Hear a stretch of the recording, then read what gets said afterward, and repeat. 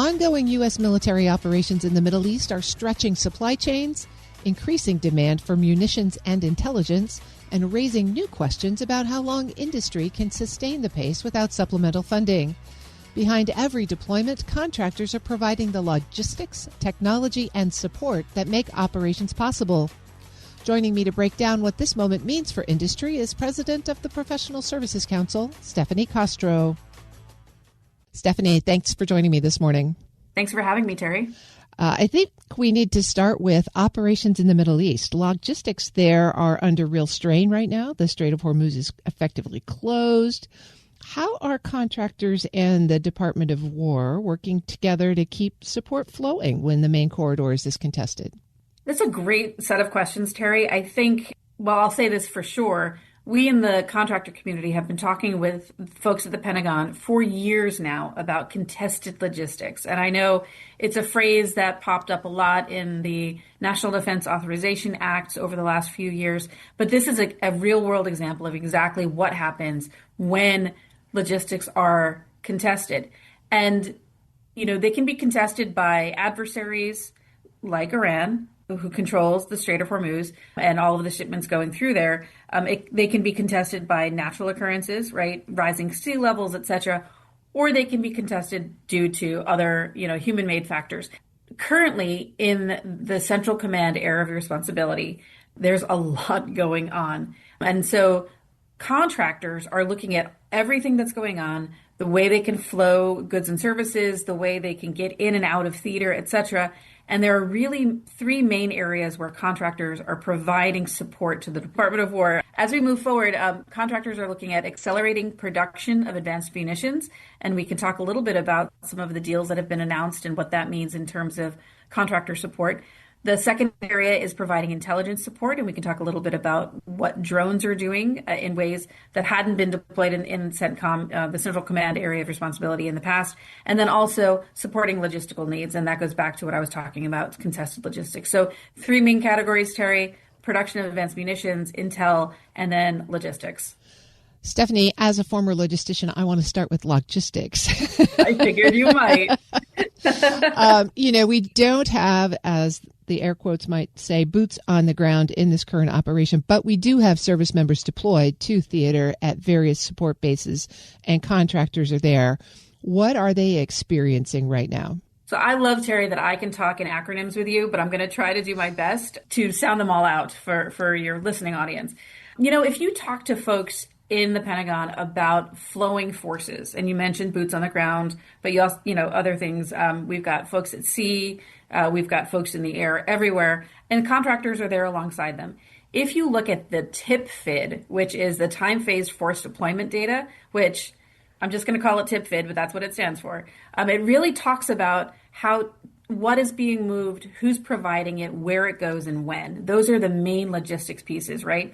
And if you look at the TIP-FID that the Pentagon puts together, it focuses on military forces. But about half of it, if not more, is actually contractors in theater. And so when we talk about the TIP-FID, I want to remind your listening audience that they're talking about service members. We are looking at the other half, the silent half of that flow of forces, and that is contractors. We have folks in theater who are performing repair and sustainment operations for our military. We have folks who are there providing intelligence support, as I mentioned. We are flowing goods and services constantly. And so as we are, as contractors, getting into theater, the question is also how to get them out when it's time to get them out. And so all of that is happening within our community, Terry, and it is a very active conversation. Let's switch over to munitions, because you and I talked a couple of weeks ago about the department's plan to spend all of its one big, beautiful bill money in FY26, and a lot of that on production of munitions. Certainly, we've seen a massive deployment of those resources and a drawdown in stocks. Where are we on the production? It's a great question again, Terry. And this also is a little bit about logistics, right? About the timing of supply chains, et cetera. When you think about the One Big Beautiful Bill Act and the massive amount of money that was pushed through in that bill last summer, in July of 2025, that money was apportioned to the Department of Defense with a spend plan just a few weeks ago. And so this is a lot of money coming through the system. And Pentagon officials are very actively negotiating with companies like Lockheed Martin, RTX, Boeing, Northrop Grumman, et cetera, about munitions production. And those companies, in turn, are having deep and detailed conversations with their supply chains. And so when you're looking at munitions productions, we're looking at exquisite class weaponry like Tomahawk cruise missiles and THAAD interceptors. A lot of those are getting depleted. And I believe a lot of other combatant commanders are sending supplies to the Central Command area of responsibility. And so when you're thinking about the global supply of or inventory of these exquisite class weapons, you really have to think about it's not just about the Middle East, it is about the entire global inventory and where we need to put our resources. And so we've heard deals announced, Lockheed Martin and RTX had deals announced. There are others out there as well where they are going to ramp up production. And part of the One Big Beautiful Bill Act was to ramp up production. You and I talked a few weeks ago about this, about, say, for example, Tomahawk cruise missiles. So both naval-based as well as land-based. And those production numbers are going to be quadrupled going forward.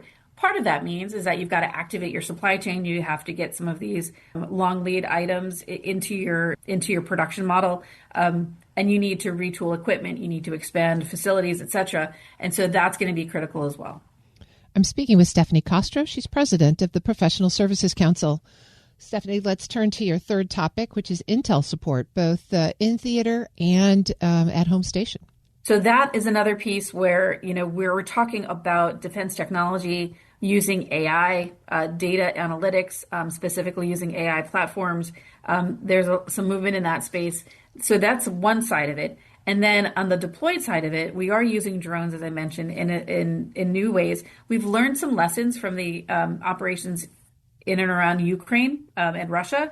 And so looking at surveillance, intel gathering systems, different kinds of drones, whether they're deployed from ships or from bases. And I would like just to mention, Terry, it's not just what's happening in Iran, it's what's happening throughout the region.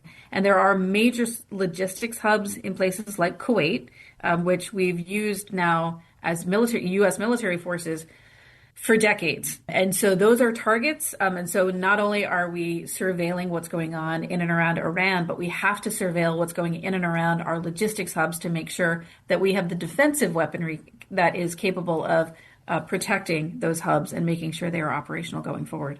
Stephanie, I want to turn to a resourcing question here. There's talk of a $50 billion supplemental request from DoD, but that may be months away based on what we hear on the Hill. How are contractors funding this increased op tempo themselves? It's funny when you think about how we've set up our industrial base to support military operations. One of the key tenets is that contractors need a contract in order to produce weapons. This makes sense on the face of it. If you think about it, you don't want a company out there making munitions and then not having a customer for it. So you have to have a contract in order to make munitions and ammunition, et cetera. What contractors can do is invest in the research and development, the test and evaluation, the infrastructure, whether it's facilities, tooling of the equipment, human infrastructure as well, meaning they've got to train folks for production lines, et cetera. Those are all long lead items. And so what I see industry doing is really stepping up with investments, billions and billions of dollars of industry's money to actually make this system ready to produce the munitions when they're needed. Again, I go back to you can't actually produce, legally, you cannot produce a munition without a contract. And so talking with folks at the Pentagon and the White House and others about having contract amendments out there so that they can actually surge when they need to surge. We're only a couple of weeks into what the White House is saying is at least 4 to 6 weeks of operations. What is PSC hearing from the contractors who are most involved right now? Where are they concerned? So they have some challenges that they face in the region. It is not easy to get to, I would say. We do have some great allies and partners who are supporting us. We are, as mentioned, Kuwait, but we are also with military support in other areas in the region. And so the contractors themselves are saying, listen, we need to make sure that we have lines of communication. We need to be able to flow supplies in. We need access to, airspace, basing, overflight rights, etc., so that we can flow in and out. I go back to this tip FID that we mentioned earlier, that time-phased force deployment data stuff, and be able to actually get into theater and get back out of theater when they need to. Those are the main questions right now. The munitions production is that's the manufacturers, and PSC as a professional services council, we don't focus mostly on the production piece. It is about the people. And so we are talking about flowing individuals in and out of theater. There are some concerns about safety, as there always would be. There are also concerns about making sure we have the protections in place from a cybersecurity perspective. We've got cyber operations set up so that our systems can't be jammed, and that we can have free flow of information and intel fusion and analytics. So those are the big moving pieces that contractors are talking to us about. I've been speaking with Stephanie Kostro. She's president of the Professional Services Council. Stephanie, thanks not only for joining me, but for sharing and helping us stay aware of all of the different facets of this current operation. It is my pleasure, Terry. I think we're all better when we can collaborate coming from an informed perspective. And so we are just bringing PSC's thoughts to the table here. We'll post this interview at federalnewsnetwork.com/Federal Drive. Subscribe to the Federal Drive wherever you get your podcasts.